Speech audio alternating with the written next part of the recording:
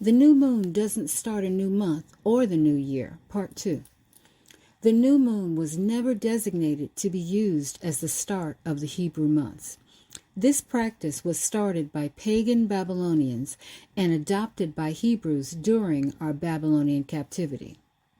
In the first part of this discussion, we showed that following a lunar calendar will always cause the eventually adding of a 13th month. The lunar calendar is 10 days too short of a full year, having only 354 days in a year, which forces the adding of a 13th month so that the beginning of the new year remains in the spring and doesn't fall backwards into the winter and further. This adding of a 13th month, however, is against law, as stated in Deuteronomy chapter 4, verse 2. You shall not add unto the word which I command you, neither shall you diminish aught from it, that you may keep the commandments of Yahweh your Elohim, which I command you. In part 1, we also read in 1 Chronicles 27, verses 1 through 15, that a year consisted of 12 months only, month by month throughout all the months of the year. This month-by-month scriptural account spanned over 15 verses and showed that 12 months only complete a year, not 13. Now in part 2 of this discussion, we'd like to continue with other scriptural accounts of only 12 months equaling a year.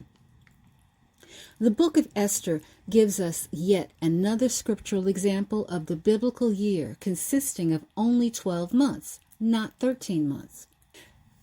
In Esther chapter 2, verse 12, Mordecai, an Israelite from the tribe of Benjamin, was successful in placing his uncle's daughter, better known as his cousin Hadassah or Esther, as next in line to be queen in the land that they were exiled in.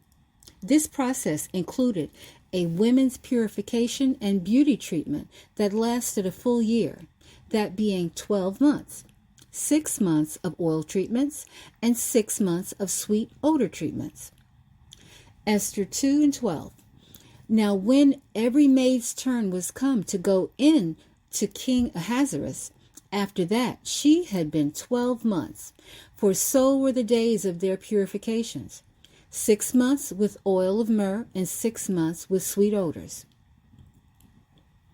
Another scriptural example of how many months are found in a year is found in Esther chapter 3, verse 7. Here the scripture tells us that the year goes from the first month, from day to day, and from month to month until the 12th month, not the 13th month. Esther 3 and 7. In the first month, that is, the month Nisan, they cast pur, that is, the lot, before Haman from day to day and from month to month to the 12th month, that is, the month Adar. Another scriptural example of how many months there are in a year is found in the book of 1 Kings. This example shows how King Solomon had 12 officers governing in Israel. Each of the 12 officers was responsible for 1 month, that being 12 months in the year, not 13 months. 1 Kings 4 and 7. And Solomon had 12 officers over all Israel, which provided victuals for the king and his household.